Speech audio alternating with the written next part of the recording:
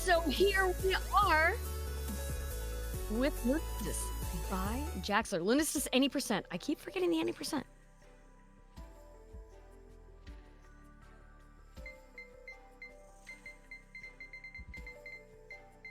Oh, are we good? Are we like? Yeah, Yes, we're good. We are. We're ready to go, Jaxler. I'm so sorry. I think it's 4 a.m. No worries. Hey everybody. I'm Jaxler, and I'm gonna be running Lunistice for you folks tonight. So if my voice sounds familiar to you, I ran 2 games earlier today. I ran Neopets like right at the start of the marathon, and I also ran Vex a bit earlier as well. Joining me once again for this run will be Corundum Core as well. Hello, I'm currently messaging the Lunistice Discord to let them know that this run is happening because we forgot to do that earlier. Yeah, so this is a very last minute addition to the marathon schedule. I want to thank the folks at Power Up Your Pride for allowing us to be able to do this in the first place, because this game actually came out after submissions closed, and unfortunately somebody got sick and had to drop, so I offered this game up and they ended up taking it because it fit, and sometimes that's how marathons work. So really grateful to have this opportunity. If you've never seen this game before, this game just came out like I think earlier this month, if not just like towards the end of November. I don't remember because it's been a blur. Lunistice is a 3D platformer. Kind of, if you've played Tori 3D or Tori 2, it's kind of got a similar vibe to it. Kind of got like a Sonic-y flair to it. Really kind of leaning in on that PS1 Sega Saturn aesthetic.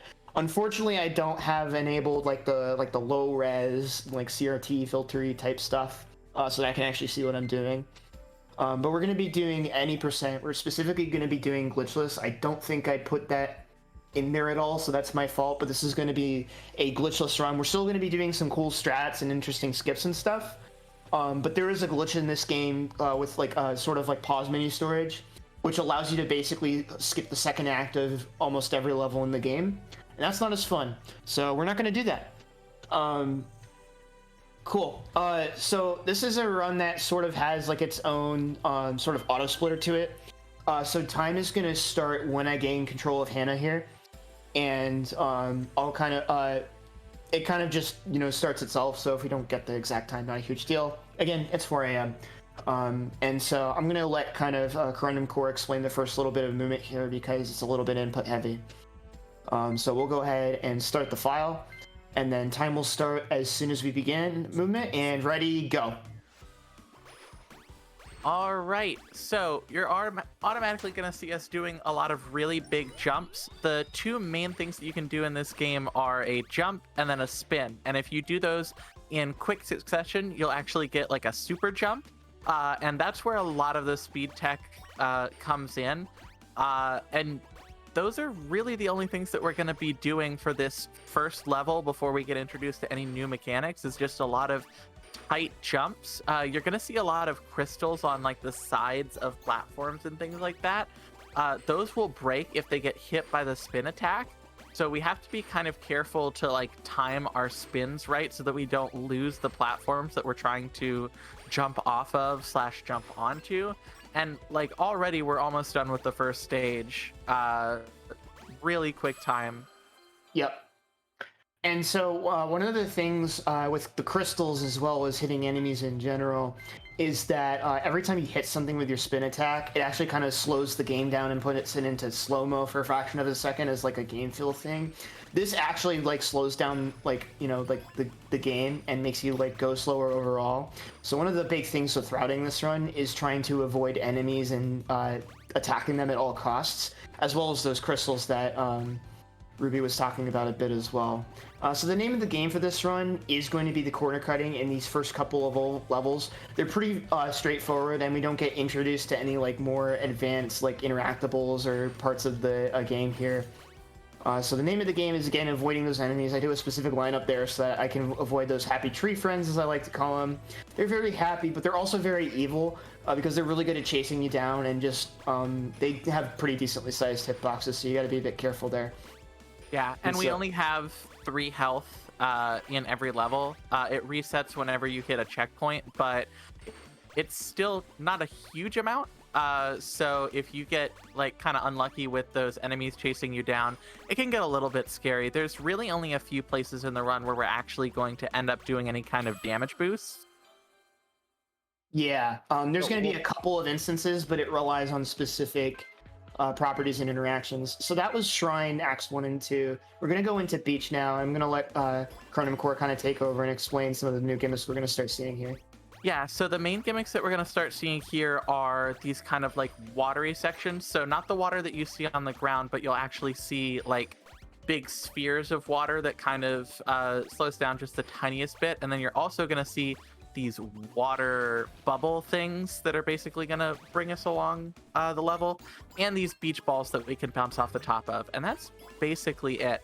Another thing that you'll see is all of these cranes that we're running past. Those are like one of the like basic collectibles and helps get your score a little bit higher. And another collectible that I think we'll see a couple instances of are these little letters, kind of like what you would see in Donkey Kong or something like that. That's what gets us the quote-unquote true ending of the run, and we're not really going to see much of that at all. So something you'll see me do right there is I do a spin as soon as I bounce on one of those beach balls, and that actually causes me to gain extra distance, even more than one of those spin jumps that you saw me do earlier. So you can see I gain a massive amount of height. They're not really like super important speed-wise there, but I do those there to show them off because they will become a bit more important. Because in addition to the beach balls, we're going to have a couple of other obstacles that we can bounce off of, and those will become a bit important. I'm going to throw it back to Chronom Core here for this first bit of movement in Act 2. Yeah, this first bit of movement is really impressive in Act 2 because you're going to see Jax jumping off of really small platforms once we get past these rotating umbrellas. So there's this water sphere right here, and you can see a bunch of these small platforms in the water. And we're just jumping off of the trees, off those tiny platforms, making our way up so that we're not having to kind of run along this corkscrew. Really impressive, tight movement there. Great job. Another thing that we kind of want to mention is you can see that we kind of get locked into kind of jumps and things like that once we get off of like the beach balls, those water bubbles, and a lot of other things that we're going to see later. Doing a jump or a spin is going to get us out of the like set trajectory that the game puts us on, and that's going to allow us to skip a bunch of stuff. I'd say really starting in the next level. Yeah. So we're going to get to see like really tight level design that you're supposed to not be able to break. But all you need to do is just do a spin or a jump immediately out of an animation, and we can do some really incredible things. Yeah. But as we're making our way through Beach 2 here, it's pretty much a straight shot into the end, and like the first little bit of the next act as well is pretty straightforward. So this would be a really good time for any plugs or messages we'd like to have right here. Absolutely. Well, I would like to talk to y'all about the incentive that we have coming up for the very next run. We are still looking to meet that Jumper 2 taunt mode. We want to unlock it, and we are sitting at $107 out of the $300 we need to unlock taunt mode. I really want to find out what taunt mode is. Like, nobody will tell me. So please do get those donations in to the Trevor Project. Do remember, those incentives do not click themselves. We've gotten some lovely donations in the last hour or so, but none of them towards our incentive. Well, one of them went to one incentive. But, you know, just don't forget about those incentives when you're donating. You can unlock all kinds of things for the marathon. Yeah, absolutely. So when you go to that donate page, what you're going to do is once you put in your amount, you need to make sure that you select the incentive that you're going to want to click on, put in the amount of your donation. Otherwise, it won't allocate to that incentive. Make sure you hit enter and then submit, because I've definitely run into that issue in the past where I thought I was donating to an incentive and I wasn't. So just double check when you get those donations in. Oh, right. If you just leave it at 0, yeah, then it still doesn't go. So. Yep. So we've got some new level gimmicks going on here. We've got these sort of water slide rails. We'll see a lot more rails coming up in a bit here. But one of the big things you're going to see me do is spin immediately after I get launched out of them. And that's going to let me sort of guide myself off the trajectory it's trying to take me on, which allows me to take some shortcuts as well as some really scary little strats there. We also see these super speed panels where once we touch down on them, so long as that we're either mid-air or in contact with one of these surfaces, we get to maintain like a dash speed. And so conserving that dash speed and using it in an interesting way. Oh, that's really tragic. What was my last checkpoint? That's not great. I'm not sure. The start of the level. Okay. Oh. Let's go ahead and restart the level. Just so I can get a fresh... Yeah. So that's one of the things that's really scary and risky about running this game with like the fastest strats. Is like right there, for example, we skip checkpoints all over the place. And so if you mess up in some spots, you eat pavement, for lack of a better term. Yeah, it's pretty really. brutal sometimes. Yeah, and that was just like a dropped input. There wasn't really a whole lot we could do there. Yeah. So you'll get to see me do kind of this scary strat again, where I'm going to attempt to spin to guide myself off of that intended trajectory and land on a very thin rail. I managed to hit it last time, but we'll see if lightning can strike twice here. And it does. Nice. That strat is as terrifying as it looks. That thing's hitbox is tiny. So if you're not very, very careful there, bad things will happen. Yeah. Be very sad. I will mention that the auto splitter for this game is really solid. So when you're in menus, it'll pause. It will actually like take into account if you restart a level. It'll like keep your time. I think the auto splitter was developed like with the help of the devs. So Yes. we really were able to kind of make sure that we were doing it kind of best practice rather than having to kind of search for the variables that we needed to get that working. So huge shout out to the Lunistice devs. We haven't really mentioned it, but this is a indie game that came out earlier this year. It's only $5 on Steam, which seems criminally cheap for how good this game is. So definitely check it out if you think this game looks cool, if you like this kind of like Sega Saturn-esque platforming kind of game. Absolutely check this game out. Yeah. Okay, so are you supposed to be a super cute red panda or Tanuki? Like I'm It's a noticing- Tanuki. Yeah. Yeah, because like She's the a leaf, Tanuki. the leaf theme screams Tanuki. Like Yeah. Oh, yeah. All right, Ruby, can you cover this here? Yeah, so right off the bat, we're going to do a really, really hard jump. We're going to, as soon as we get to these first pillars, we're going to do this jump onto that. my God. How did you save that? Okay. Okay. So that input is so tight. And now we're going to be doing something really cool. We're going to use this boost panel and jump around here to get over to this railing really clean. There's so many different skips that we're going to be doing back to back to back here, jumping from one railing to another. Going to run along the side of this, the tunnel that we were just on the base of, get up onto this railing. Then we're going to do another skip to get on top of here. I can save this. I think you can save this. Yeah, I saved it. Good. Nice. There we go. There we go. And so once we hit that, that then takes us into this rail, which we can then do another one of those spin cancels off of in order to get ourselves a little bit of distance. One of the big key advantages, even if you don't like change your like angle left or right with those, is that you can actually make use of that strat to go like a little bit further distance, which can sometimes get you up and over things. Yeah. Ruby, back to you.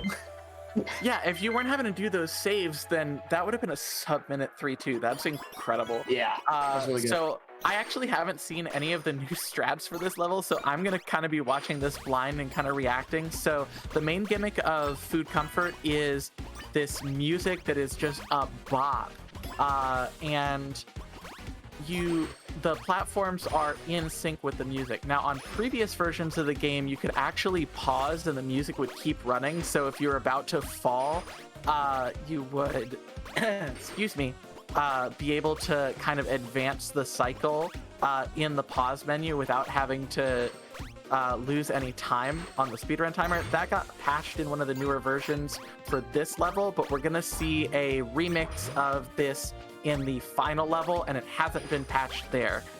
So it's just a nice little thing that kind of helps if you're about to, fall off a platform. So far, everything is basically what I've seen before. A lot of jumps, really tight jumps off of these crystals. Obviously, like, you're having to keep in time with the music, so Jax is really having to focus here. And I just like how it's very clear with the music and the little images at the bottom where you can see the different colors of the notes. So the gray is where those saw blades or spikes pick up, and then the red and blue platforms respectively. Really well designed, and also really accessible because you don't need the music to actually know what cycle it is. All right, so far this is basically stuff that I've all seen before. Yeah, it's not really until we get towards the back half of this section and some of the movement optimizations we've added in, stuff from me and Tortellini, that we're really going to see. I'm actually going to end up about a half cycle ahead of where we used to, and so that sort of more so influences the improv. So like right here, for example, it just lines up perfectly right there. And then I kind of have to improv that bit right there, depending on how quickly I end up over there. And then kind of new here is I'm going to be taking a glance off of that early, and so... Oh god. Oh my god. Okay, good save. Yeah, you can notice that it's gone to double time for this section, which makes it really chaotic when you're trying to do the platforming, because you kind of get in a rhythm of like when the platforms are going to change, and they change at double the speed. Yeah, so what I'm doing here is I'm actually going ahead and going underneath all of these wall blocker cycles, so that way I don't even have to worry about what cycle I get there on. I can just go underneath them and then only have to react to the platform cycle that's going on underneath. Yeah, so I'm going to transition away from sort of the candies there over into the spike cycles, because you actually are moving to a degree where the cycles outpace you, and so you kind of have to transition between objects there that you pay attention to cycles wise in order to make sure that you don't take a hit there. And then we're just going to completely skip the water bubble there, jump over this one, and then you'll see a cool new level optimization that I think either Tortellini or one of the IL runners found, where you can do kind of a spin jump there in order to boost your height. It's worth noting that the spin jump technique that we're using gets us more height than using all of our resources combined. So it's like a really useful tool in a lot of situations to make the movement just that little bit tighter. We're going to be going into Forest now, which is probably my favorite suite of levels in the entire game. I'm going to let Ruby kind of explain some of the stuff that we'll be seeing here with the rails and stuff. Yeah, so like Jack said, this is a really solid set of levels. They're probably my favorites as well.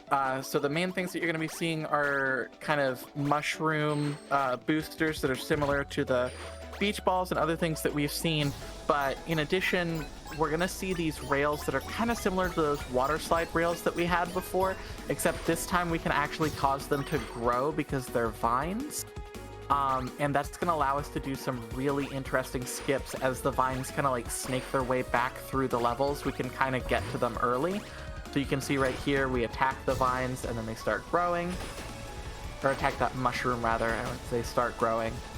This is one of those levels where everything is really densely packed. Everything is kind of like laid out on top of each other. So we're going to be able to do some massive skips. All right, this is a cool one. So Ruby was talking about sort of the vine snaking around. We can actually turn around there and catch the vine on its way out. One thing to note about all of these sort of vines is that they like all immediately have their rail hitbox as soon as you hit the mushroom. And so even though they're invisible and we're still waiting on that animation, they are still solid and we can still ride on them as per normal. And that's going to be important for a couple of strats later on. Yeah, you're going to see us kind of just doing some blind jumps. That was one of the letters that I was talking about. We just kind of flew by it. But yeah, you're going to see us do some blind jumps because we know where the rail is going to end up. Yeah, right. So cool little strat that we do there. We actually jump off of the rail on purpose there.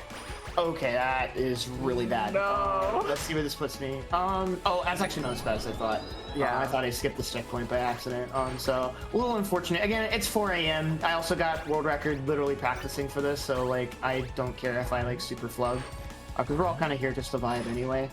Exactly. Again, it's 4 a.m. my time and Ruby's time. Well, congrats on the world record. Well, thank you. That was by 2/10 of a second. So I mean, we take those. This is a really optimized game, though. At this point, where the difference between the current world record and like high level summer best is about 9 seconds or so. So it's just getting down to that point, which is pretty incredible for a game that's only been out for so long. But yeah, you're gonna see me make use of the fact there that when I like spin, as soon as I bounce off of one of those mushrooms, it gets me a lot of extra height, and we can actually use that to do a platform skip there. Yeah. One of the things that I'm actually not as familiar with, because I haven't been running the game as much as Jax, obviously world record holder, I don't actually know how much coyote time we get. So the time like after you fall off of a platform and you're still able to do your initial jump, it feels like it's not a whole lot. There's a little, but it's nothing like crazy. It's not like Pumpkin Jack levels of coyote time. Yeah, exactly. So this is a really interesting level because everything is kind of centered around that tree in the beginning of the level. So there's basically 3 different branching paths that we're going to restart to checkpoint a few times. So that is going to make this level a little bit dangerous in case we get an unfortunate fall, because we are kind of intentionally saving our checkpoint in the hub area so that once we get an objective, we can just immediately restart to checkpoint. It'll save the progress that we've made, the collectibles that we've grabbed, and then nice, we're good. Easy jump. That one looks really scary. It's not that bad. I think anybody can learn that jump. Right here, I'm actually going to take this checkpoint. This is sort of a kind of interesting routing thing where, because of how some of the letter collectibles are set up, we can actually reach one of the other paths. Like we can like reach 2 of the paths from one checkpoint. And so that's really interesting. Yeah, and so we can do that here, do a cool little strat there where I maintain my rail jump speed. And then what you're going to see me do here is jump and then spin, and then immediately as soon as I break it, reset to checkpoint. That's going to activate one of the 3 crystals that we need to break, and then the other one just happens to be right down here. This is kind of a new strat. I'm going to jump and then spin so that the spin momentum carries me the rest of the way into the booster there and avoids me having to touch down on the ground. And now we're going to take this checkpoint here. This is the last checkpoint that we're going to take in this branching path segment. Because we're going to do another quit to checkpoint later. Big spin into a jump right into that mushroom right there, one of my favorite strats. And then we're going to do another one of those mushroom spin boosts right there, which is going to let us clear over sort of this like corkscrew set of ramps there and let us skip some of it. Skip another platform right there. That's another like really good example of the fact that when you can like use the spin to take yourself off course, you not only like get more control and can hit different platforms, but you also get a little bit of extra distance and speed as well than you normally would. So we're gonna hit this one and then immediately return to checkpoint. This is gonna put us back in that central hub and let us ride the water droplet all the way up to the top of the level. And then we got a couple more grind rails to deal with here, and then another big spin cancel here. Just look at how much speed we get here. Like, it's so good. So good. Another thing that I kind of want to mention is just the fact that, like, you know, we're doing a lot of these really interesting skips. Lunistice is kind of like Celeste in a way that, like, a lot of this movement is intentional. It's just that it's not taught to the player until you finish the game. So it's really interesting to see, like, a lot of these little skips that have been put in, the devs actually knew about as kind of like a replayability value for speedrunners and things like that. Yeah. One last spin and then carry it into the jump and then boom, right on the platform just like that. Not too bad of a split. That can be enough. That's such a long split that sometimes you can just hemorrhage like a second or two there. And now we're going into peak. Ruby, would you mind covering the first strat here? Yeah, go on ahead.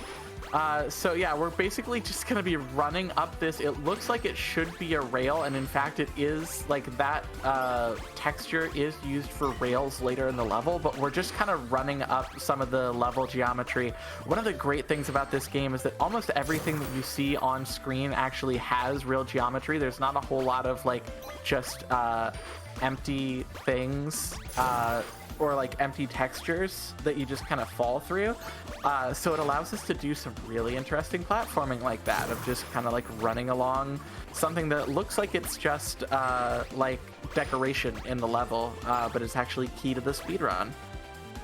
Yeah, you're gonna see me do a little bit of a skip here where I'm actually going to skip this checkpoint so I can take this right booster geyser, and that lets me do one of those spin cancels so I can skip, like, there's like a whole like sort of automated sequence there like in a Sonic game where there's like a bunch of boosters that take you to the next area, but that lets us skip all of them. Really scary little spin jump right there, nice, hit it. This is one of those levels that like, it's pretty straightforward. There's a couple of strats in this and Act 2, but it's one of those levels where you just kind of get into the flow state at this point in the run and sort of mentally prepare yourself for 7-1 and 7-2, which are the like really scary end game levels that can like be like the last major threat to kill a good pace.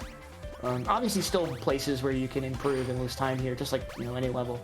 But these are the levels that kind of go a little bit more in the direction of the first two worlds that we saw at the beginning of the run here. So going into Act 2 here, there's not too much that I need to like cover here in terms of novel strats. So this would be another great time for any plugs that we might have. Oop, I hit the wrong button, but I have a donation here from Sunrise for $50 who says, Tanuki! Yay! Tanuki indeed is adorable. Is there any like kind of plot in the game that they explain like who you are and like what's going on? You're super cute. So I will take this. Yes, one of the things that we kind of mentioned a little bit earlier is that there's like a any percent and then a true ending. I don't want to spoil too much because the lore in this game is actually really interestingly delivered kind of as you play through the game. So I will say that there are reasons. The game is $5. If you can afford to donate, I hope that you can also afford to support a small indie developer as well. Definitely check this game out. It is so good. And I will literally buy the game for you. I'm like not even joking. Like, that's true. I remember you buying the game for Helix_ on stream so that we could get another person playing this game. This like, it's weird because like if you know me at all, like in the general speedrunning scene, you know that I tend to stay away from newer titles, but I also generally tend to not run new games on release. This is like the only exception in my entire speedrunning career so far, and I've still not been able to put it down, even though my PB is only 9 seconds behind my summer best. Like, it is just so good. And on top of that, well, actually, that might be slightly spoilery, but I'll just mention it anyway. Again, this game is $5, so you should just buy it. But, like, at the same time, there's 2 other unlockable playable characters. So, like, you not only get all this cool stuff that you're seeing me do, but there's 2 other characters that you can go through the entire game with, and they play completely differently. Ooh. Like, you need to buy this video game. No, you will buy this video game. This is, like, one of those hypnotic suggestions sort of things. But yeah, now that I have successfully... This is the video game you're looking for. Yeah.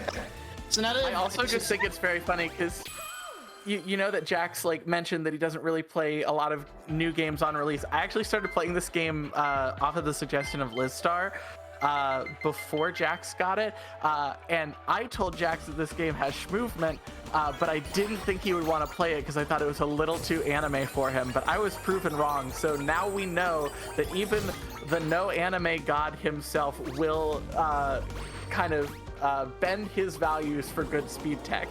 Yeah. Would you mind, hold on. We've got actually a really cool strat coming up here. This is actually something I've been workshopping really hard. I'm going for all out here. So big spin cancel, maintain the sprint speed into a pretty much maximum height spin jump into, yeah. Yeah, that is so fast. We mentioned that there are only a few places where we do damage boosts. That's one right there, and then we're gonna have another one here. Oh, no, you I just actually figured out a way to clear it. Yeah, you can clear it now. Welcome to the modern age, Ruby. Yeah, and so as a result, we actually make a perfectly good laser cycle through there as well, so it ends up saving even more time. Listen, there are a lot of runners for this game. If you're not paying attention to the Discord for a week, you miss some stuff. Okay. Yup. 7-1, like, so like the big thing that's been the talk of town lately, and we'll cover it once we get to the final level, is something called elevator skip. But there have been like a number of little optimizations that pretty much me and I'd say Tortellini have mostly been working on to kind of bring the times down on this IL. There's another IL runner whose name I'm completely blanking on, who is also just completely like They're the person who was like responsible, I believe, for work. Well, I don't know if they found the crystal setup, but they were the first person to get a 57 in 3-2, which is a bonkers time, if you know anything about this game. Yeah, we're going to be doing some pretty dangerous shortcuts here as well. Oh, sorry, go ahead. Oh, no problem. Yeah, I think my casual time for 3-2 was like a 4-minute time. Like, we skipped so much of that level. It's incredible. And yeah, we're going to be doing a lot of really interesting shortcuts here. Basically, even though we're not on a booster pad right now, we still keep the speed of the booster pad on these purple platforms. So we're basically just going to be jumping to cut corners a lot. And you know, we're kind of weaving through these planets here, just jumping from purple platform to purple platform. And supposedly there's a really interesting, there was something that you mentioned here that... Yeah, so I would have world record by a full 2 seconds if I had jumped properly at the end there. You actually want to do a little bit of a jump to sort of give you a takeoff so that you can maintain your speed a little bit longer. That is an ILPB for me as well. Good grief. Let's go. At least a 10th. All right, so now we're going into the final level. This is 7-2 Moon Infinity to Act 2. And so I'm going to start by just doing a simple jump here, just so I line up perfectly to get as much distance as I can without overshooting, so I get my sprint speed. And then again, the name of the game is avoiding enemies there, so I'm going to purposely jump around those ones. And then this is going to kind of take us back through all of the different areas and remixes of the stuff that we've seen throughout the game here. So really big spin cancel off of that booster right there. I've actually figured out a way to sort of platform off of that third sort of bit that's holding onto the geyser there, but it's really inconsistent. And then this strat is super hype. We're going to jump pretty far in advance, spin to hit that one, and then like I was talking about earlier, the rails for the vines appear as soon as you touch the mushroom, so we do a giant leap of faith, and we actually snag onto it. Again, it's completely invisible until the animation covers it, so that's one of those things where you just have to know where to grab it and where to go from there. Do you want to pick it up from here? Yeah, absolutely. So we're back at that kind of remix of these. Nice job. Yeah, so that's kind of what we were talking about us being able to pause and advance the cycle a little bit. It's really convenient. Yeah, especially because no matter where you get in terms of your cycles here, no matter how fast you are, those blue platform cycles are always going to be out of alignment. And so that pause actually ends up saving us a good bit of time there, literally, as well as, you know, the added safety. So, as you might notice, I'm skipping every checkpoint. This is one of those things where when you get to top level in this game, you just go kind of like all out in terms of the strats you go for. Going for one of my favorite spin cancel boosts here. One spin and then straight into the bubble here. This is actually going to be a nice time saver on top of it, just looking really swag, because it allows us to carry our momentum from that sprint platform into this section here. Going to jump on the platforms like around these beach balls so that I don't accidentally jump on them, because jumping on them is a little bit slower. And one last like really big spin cancel here. And Ruby, do you want to explain the last skip of the run that we're going to be attempting? Yeah, absolutely. So we're about to be doing what's called elevator skip. So we're going to activate an elevator moving by hitting the side of it, and then we're going to fall to our death, and that's going to put us at the top of the elevator, which saves us somewhere between 20 and 30 seconds.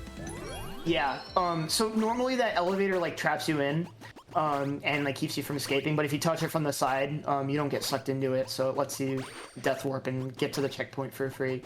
We are at the end of the game, so time is coming up in a little bit. It's going to be after a certain point after we hit this moon here, so we'll get ready on time.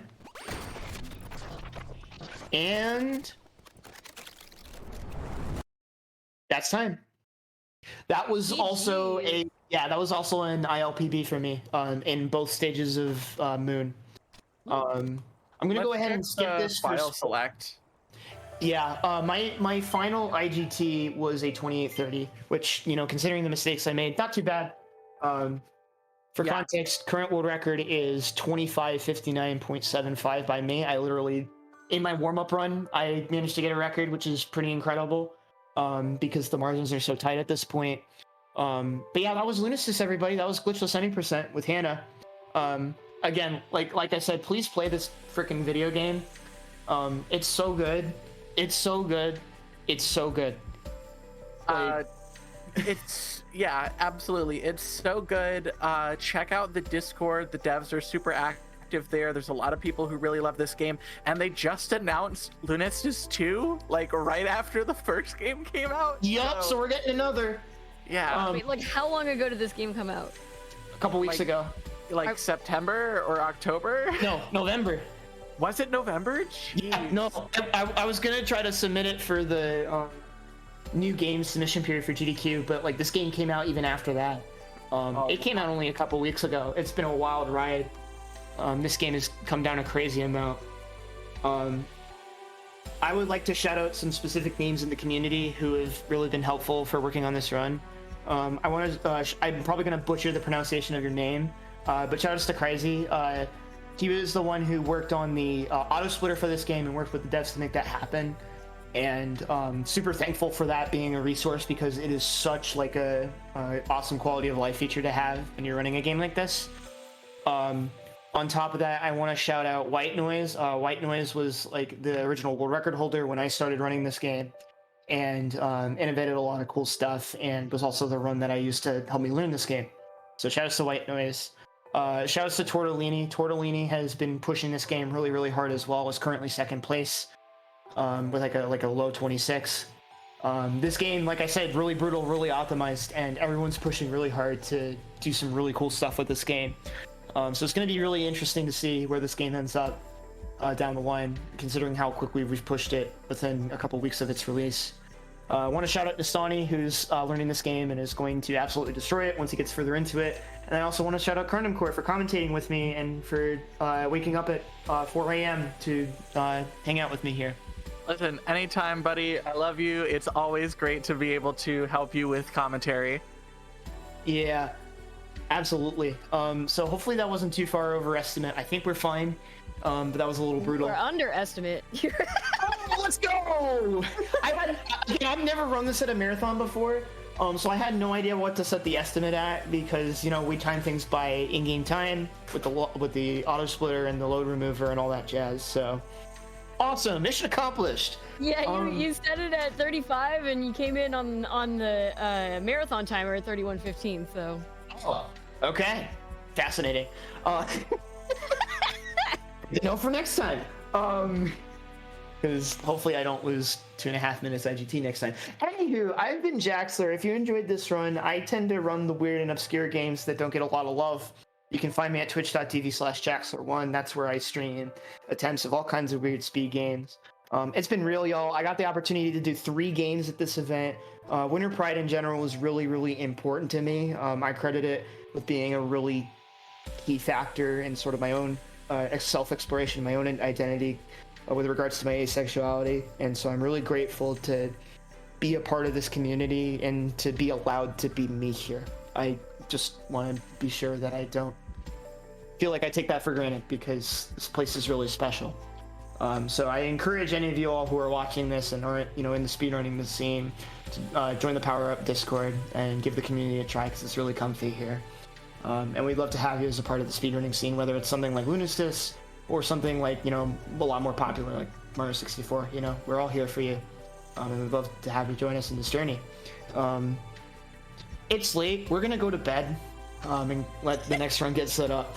But thank you again, Ruby, for commentating. Thank you for hosting as well, Sporadic Erratic. It was great having you both here. It's been real. Have a great night, everyone. Make sure you check out the Scooby Night of 100 Frights run tomorrow. I'll be on the mic for that as well. Peace, y'all. Have a great night. Thank you so much, Jaxler, for that Lunistice any percent glitchless run, and for incredibly wholesome commentary at the end. They're not lying. This community is fantastic. Power Up with Pride is just a wonderful, wonderful community to be a part of. If you're not in the Discord, you can hit !Discord to get a link to that. It is well worth joining. This is one of my favorite marathons to host for. I am so happy to be here with y'all, and I hope y'all feel like sticking around, because coming right up, Jagger G is going to run Jumper 2 any percent for y'all. And a reminder that we do have an incentive open for that still. We are trying to meet that Jumper 2 taunt mode incentive, which of course, if met, will unlock taunt mode. We are still sitting at $107 out of the $300 needed to unlock that mode. So please do get your donations in for the Trevor Project.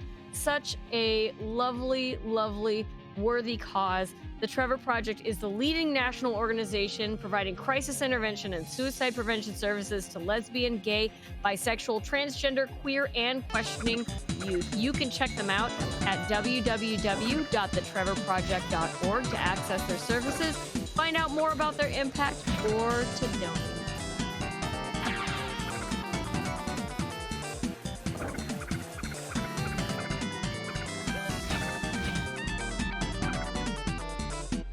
And if you're just joining us, you are watching Winter Pride 2022 here on Twitch.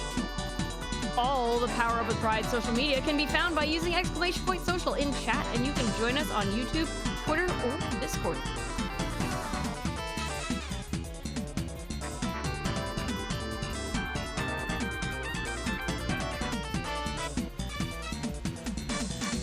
Remember, when you're getting your donations in for the Trevor Project, those incentives do not click on themselves. You gotta get in there.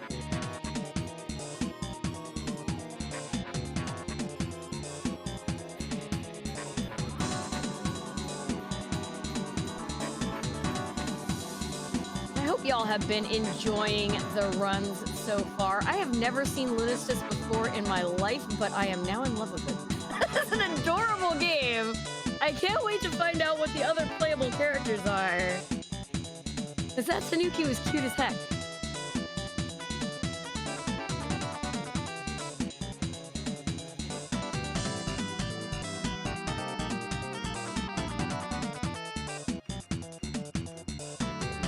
Y'all have also been doing an amazing job raising funds for the Trevor Project. We're already at $2,675. Let's go.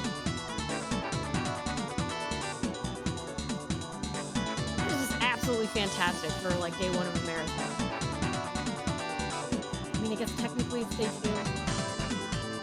I don't know. After midnight is when I get going, so it's start of the day for me. What time is it for you, Twitch chat? Let me know.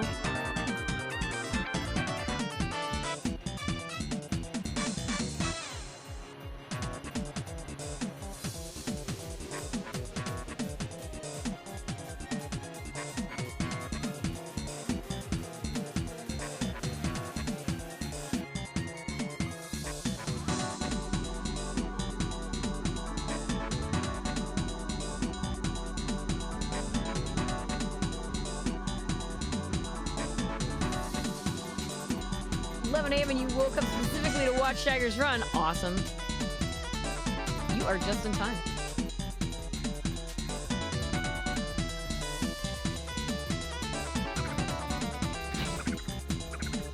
Just a little heads up, y'all. We have a really, really cool locked game that we are looking to unlock. That will be running in the evening.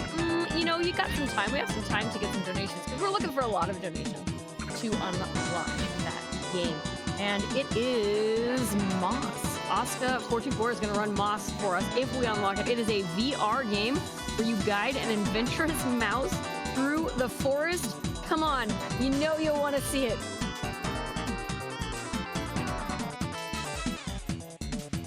You know, we're looking for $2,000 to unlock that, and it's kind of just been added in, so we're sitting at $0. So if you want to see a cute little mouse run through the forest, VR game.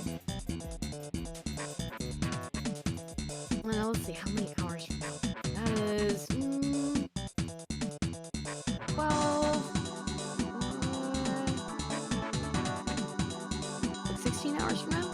16 hours from now? Lots and lots of time to raise that $2,000. But, you know, every little bit helps, and every little bit goes to the treasure.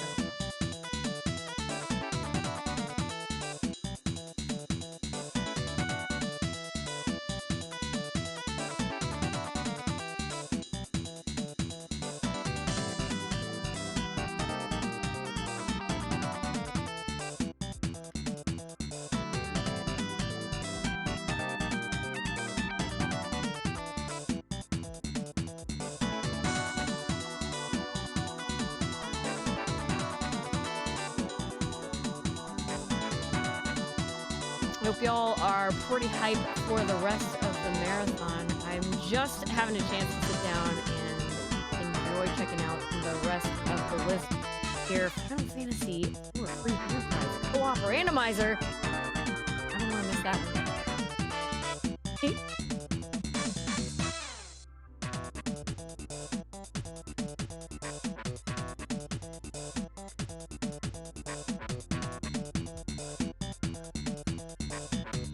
Alright, somebody's got to tell me about this game if you know what it is. And if you don't know what it is, then you're just going to have to tune in with me for You Are Not a Banana Better Edition.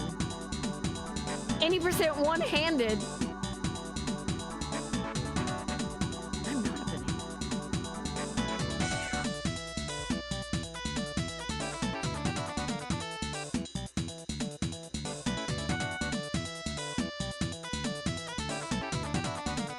Y'all, if you haven't gone and checked them out yet, Power Up with Pride has partnered with the Yeti to bring you shirts, really cool shirts, based on various runs throughout the event. And these awesome designs will only be around as long as the marathon is, so make sure you pick them up now. $5 for each shirt sale goes directly to the Trevor Project.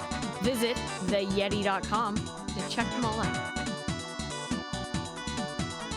And they really are really cool shirts. There are 6 different designs. I am looking at right now, you have exactly 44 hours and 15 seconds left to order your shirt. Or shirts.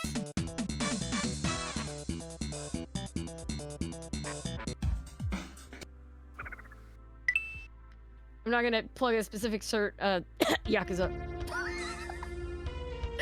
I just happen to be hosting for Yakuza Like a Dragon tomorrow evening around the same time, so, you know, little biased. This shirt is adorable.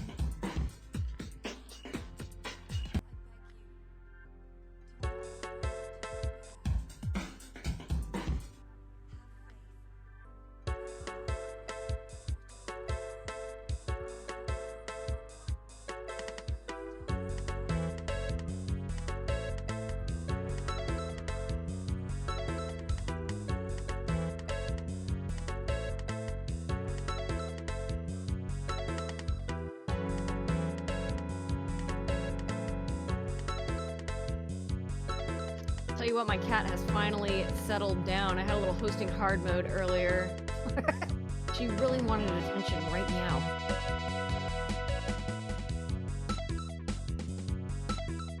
She did, in fact, get under the desk.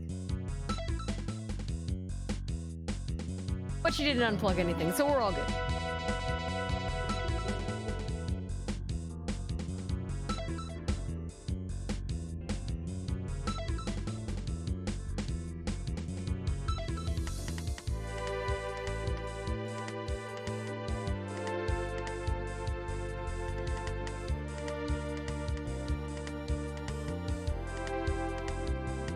What you do with your Power Up with Pride Winter 2022 shirt from the Yeti is your business.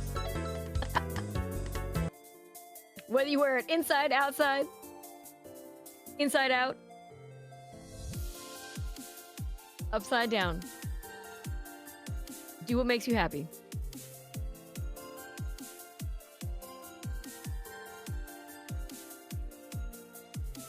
I would like to shout out my peeps.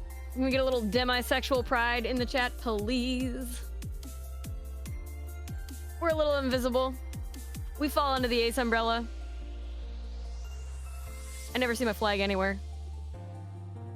Demisexuals, what's up?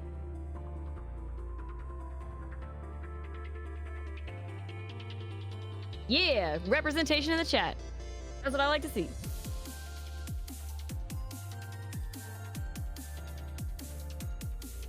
All right, I have gotten word that Jagger G is right here with Jumper 2 any percent for y'all.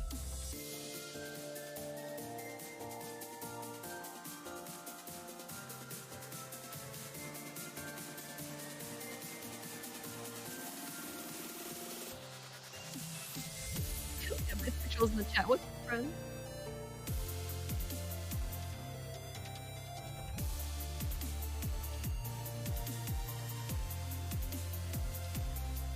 All